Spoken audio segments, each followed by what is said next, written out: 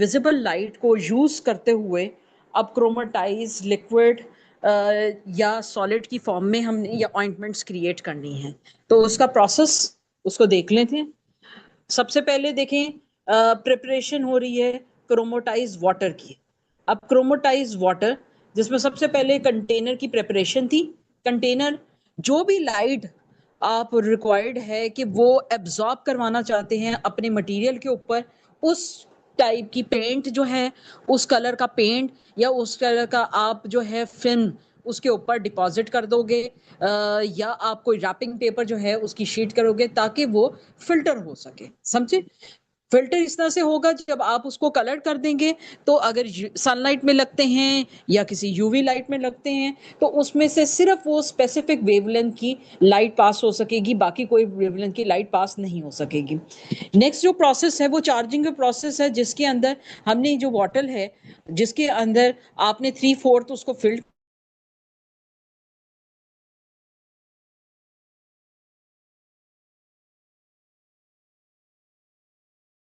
उस लाइट की एनर्जी को उसने एब्जॉर्ब करना है। तो for that you require 2 to 6 hours के अंदर जो है ये जो है एब्जॉर्प्शन होगी। और ये स्पेसिफिक जो है एक तो कलर के ऊपर डिपेंड करती है ये आवर्स कितने घंटे के लिए रखना है, और सेकेंडली ये डिपेंड करता है कि आप कौन सा मटेरियल यूज कर रहे हो, उसके अंदर कितनी एब्जॉर्प्शन है, कितना वो एब्जॉर्ब, कितना कंडक्ट कर सकता है, कितना एब्जॉर्ब कर सकता है, वो चीज उसके ऊपर डिपेंड करता है। तो अगर आपके पास सनलाइट अवेलेबल नहीं है तो वो कंसिडर कर रहे हैं कि अगर आप 100 वाट का बल्ब ले लें, उस बल्ब के साथ आप 2 to 3 फीट के डिस्टेंस के ऊपर वो बॉटल प्लेस कर दें तो वो जो स्पेसिफिक वेवलेंथ की लाइट है वो उसके अंदर एब्जॉर्ब हो जाएगी। Next placement consideration, ensure that bottle is kept on a non-conductive surface such as wood during and after light exposure to prevent grounding of color vibrations and charge। अगर देखो कोई कंडक्टिंग टाइप का base रख देते हैं तो क्या होगा कि आपकी जो रेडिएशंस हैं उसका कुछ पोर्शन जो है वो इंस्टेड ऑफ के आपकी वो वाटर के अंदर या जो मीडियम जिसको आप क्रोमेटाइज करना चाह रहे हैं उसके बजाय वो जो है आपके उस कंडक्टिंग मीडियम के अंदर एब्जॉर्ब हो जाएगा। सो उस स्पेसिफिक लाइट के अंदर, उस स्पेसिफिक टाइम के अंदर जितनी मैक्सिमम आप एनर्जी प्रोवाइड करना चाह रहे हैं क्रोमेटाइजेशन के लिए वो नहीं होगी। इसलिए इसलिए ये प्रेफरेबल है और ये नेसेसरी भी है कि आप उसको नॉन कंडक्टिव सरफेस पे रखें, और नॉन कंडक्टिव मटेरियल जो है वो तमाम इंसुलेटर्स हैं जिसके ऊपर आप ये रख सकते हैं। नेक्स्ट वन इज कि स्टोरेज आफ्टर के आपने उसको क्रोमेटाइज करवा दिया, उसको जो स्पेसिफिक आवर्स के लिए एक्सपोजर दिलवाना था, स्पेसिफिक वेवलेंथ का उसने एब्जॉर्ब कर लिया।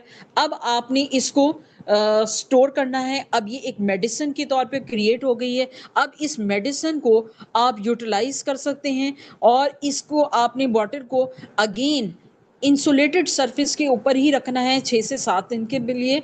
और ये स्टोरेज आपकी स्पेसिफिक डे यानी वाटर है उसके लिए स्पेसिफिक 7 डेज के लिए कुछ होती हैं, उनकी मंथ के लिए होती है, एक्सपायरी होती है।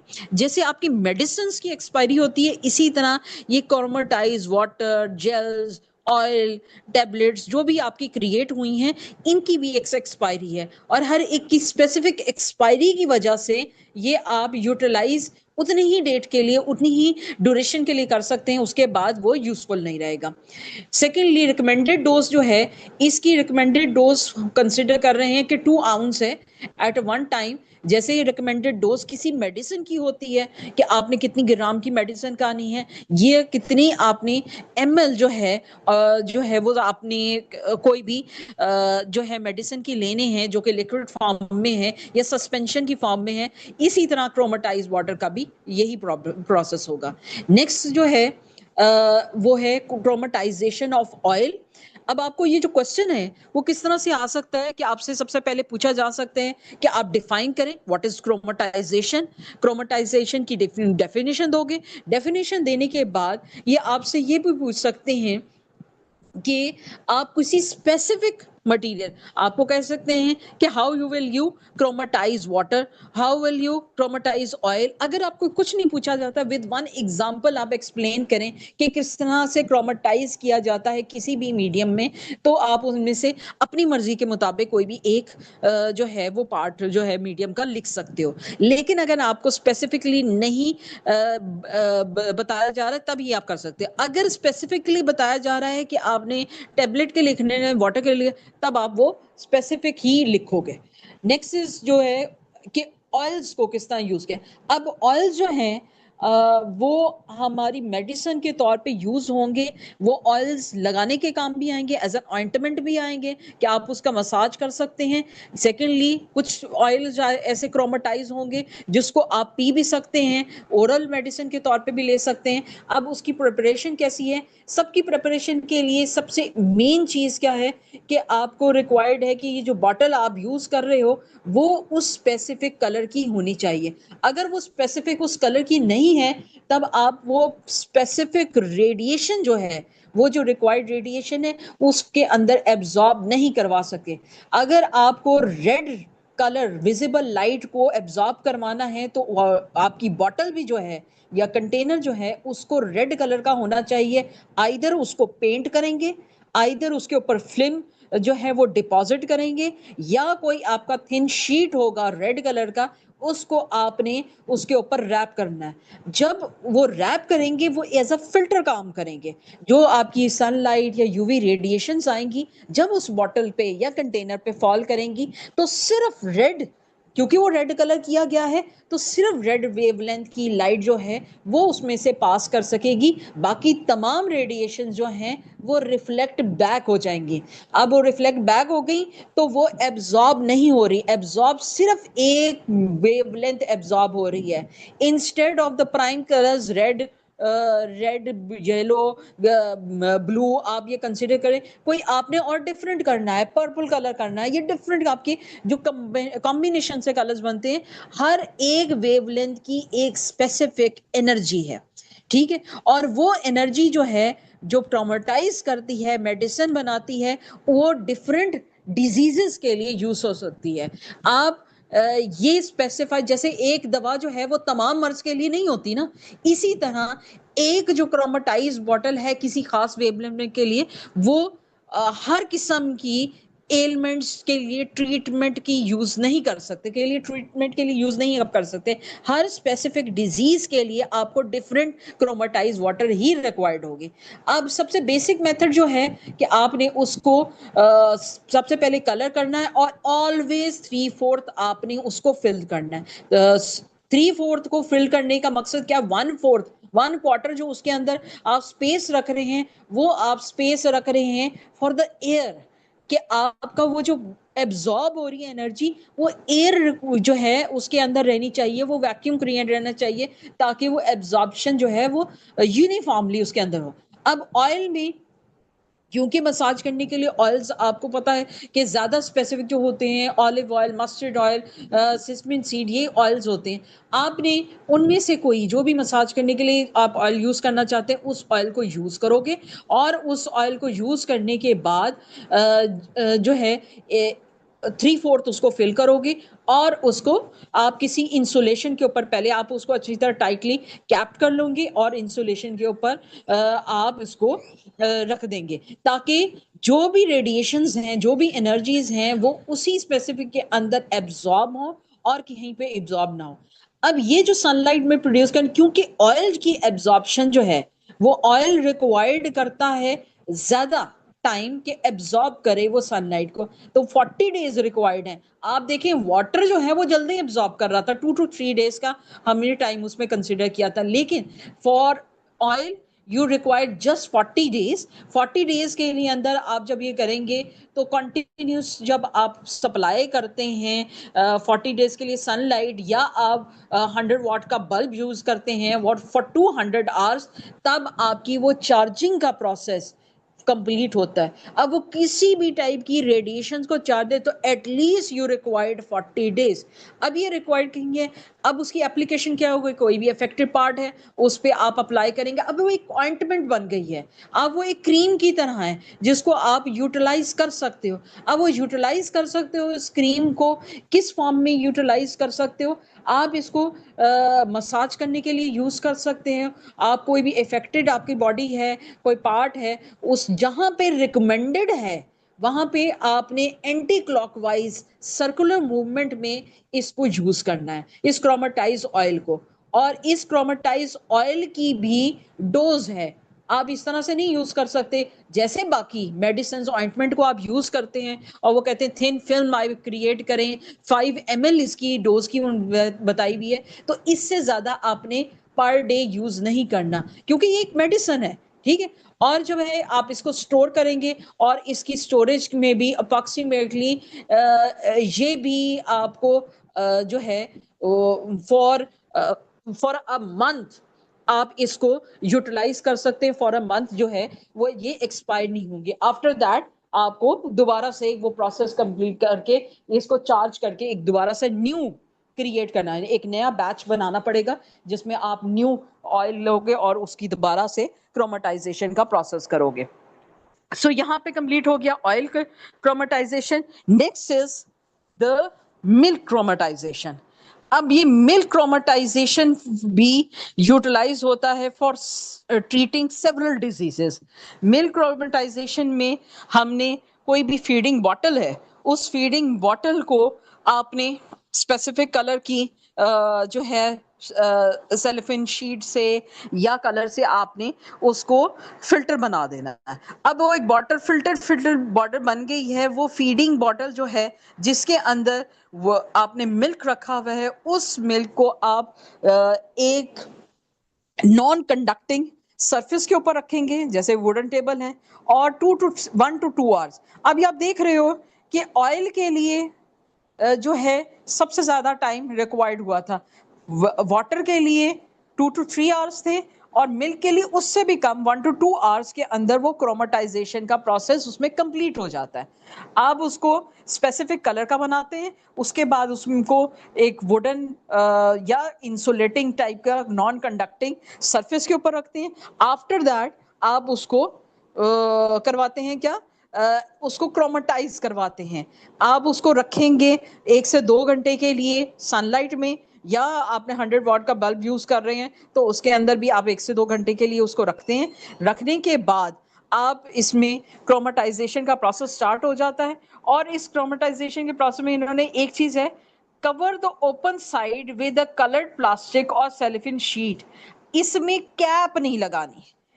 मिल्क के लिए, मिल्क है या जूस है तो उसके अंदर आपने कंसीडर किया कि ओपन साइड को भी आपने क्या करना है, उसको भी सेलोफेन शीट वही फिल्टर पेपर लगाना है जिस कलर का आप एब्जॉर्प्शन करवा रहे हैं, ताकि जो रेडिएशंस हैं उस स्पेसिफिक विजिबल वेवलेंथ की वो उसके अंदर सेव हो सके, वो उसके अंदर एब्जॉर्ब हो सके।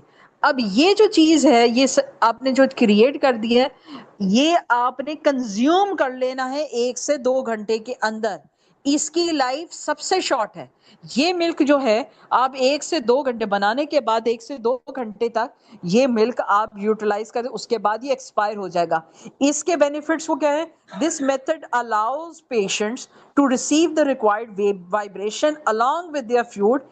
It eliminates the need for separate doses of chromatized water or light, making treatment discreet and beneficial. अच्छा, ये चीज वो कंसीडर करके जब आप इसको एज अ फूड यूज कर, सबसे पहला बेनिफिट जो होता है क्रोमेटाइज लिक्विड या फूड के अंदर क्रोमेटाइज फूड को यूज करना एज अ मेडिसिन, उसका बेनिफिट क्या है कि हार्मफुल नहीं होता। आपकी फूड की प्रोडक्ट है तो इसके अंदर कोई टॉक्सिक एलिमेंट्स जैसे जैसे कि आपके डिफरेंट मेडिसिन हैं, उन मेडिसिन के अंदर तो पॉसिबिलिटीज हैं कि वो जो हैं उनके अंदर टॉक्सिक एलिमेंट्स, उनके अंदर कुछ मटेरियल्स ऐसे लाई करते हैं जो आपकी हेल्थ के लिए यूजफुल नहीं होते। लेकिन ये अगर फूड को क्रोमेटाइज कर रहे हैं तो वो तो फूड है, उसके फूड के अंदर अगर वो बेनिफिट्स क्रिएट हो गए हैं जो कि आपकी बीमारी को ठीक कर सकते हैं, तो इट इज मोर यूजफुल।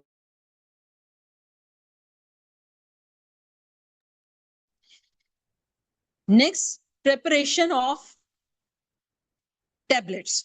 अब टैबलेट्स क्रिएट के इंस्टेड के आप कोई लिक्विड का मीडियम आप इसको यूटिलाइज करके एक कोई सॉलिड मीडियम को भी यूज करके आप क्रोमेटाइजेशन कर सकते हैं, यानी आप शुगर की जो आपकी टैबलेट्स हैं, अब शुगर की टैबलेट्स को मेडिसिन तो नहीं है, लेकिन जब वो क्रोमेटाइज हो जाएंगी तो वो एक मेडिसिन बन जाएंगी।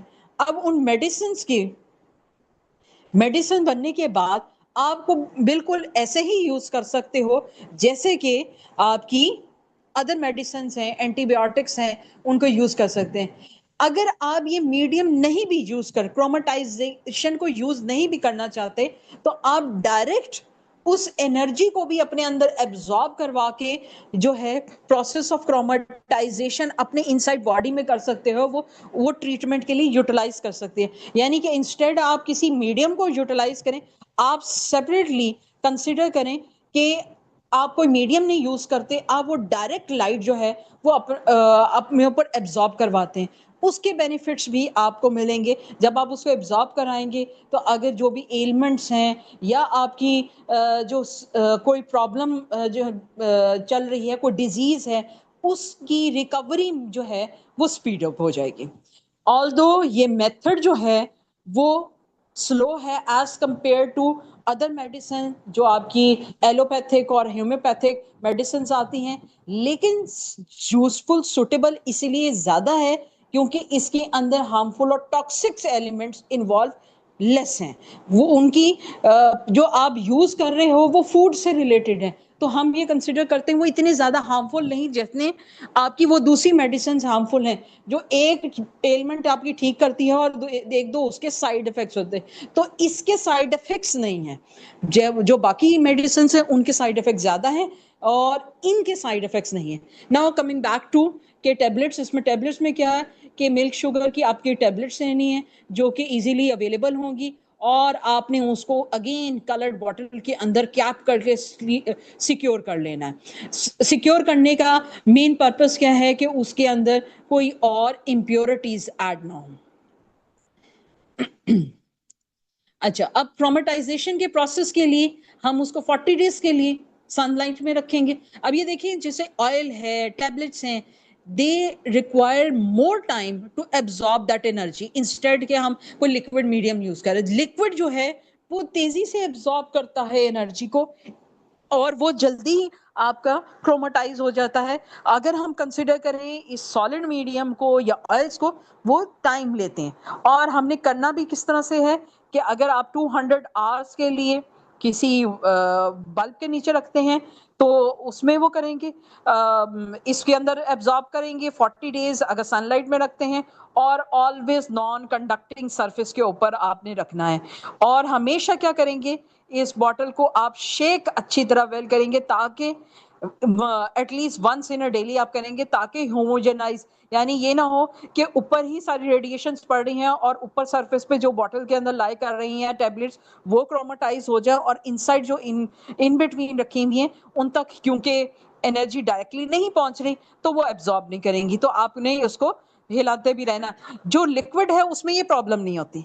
लिक्विड के अंदर जो आपकी एनर्जी होगी वो ट्रांसफर, उसके अंदर कॉन्टिन्यूसली मोशन होता है ना, ब्राउनिश मोशन होता है, एटम्स मूव करते रहते हैं, तो वो जो है आपका जो एनर्जी है वो एक दूसरे से पास ऑन होती रहती है, ट्रांसफर होती रहती है। लेकिन सॉलिड में ये एक इशू आ जाता है, इसलिए आपको उसको शेक करवाना पड़ेगा तो ताकि इंश्योर कर सके कि तमाम टैबलेट जो हैं वो एब्जॉर्ब करें उस रेडिएशन।